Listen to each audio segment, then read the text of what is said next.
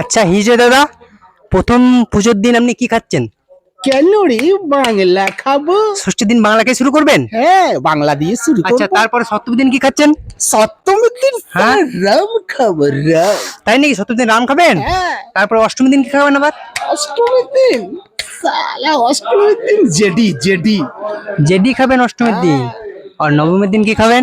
নবমীর দিন কি খাবো ওটা আমি ভাবছি, কিন্তু সেদিন আমি ওই রামই খাবো। রামই খাবেন? হ্যাঁ। বিজয়া দশমীর দিন কি খাচ্ছেন? আরে সেই দিন, হ্যাঁ। সেই দিন তো একবারে খাসির মাংসকে চাট করে, আচ্ছা। একদম ঠিক আছে, খাসির মাংস চাট করে হুইস্কি হুইস্কি। হুইস্কি খাবেন সেদিন? হ্যাঁ। আচ্ছা দাদা, বাড়িতে কেউ কিছু বলবে না আপনাকে? বাড়িতে?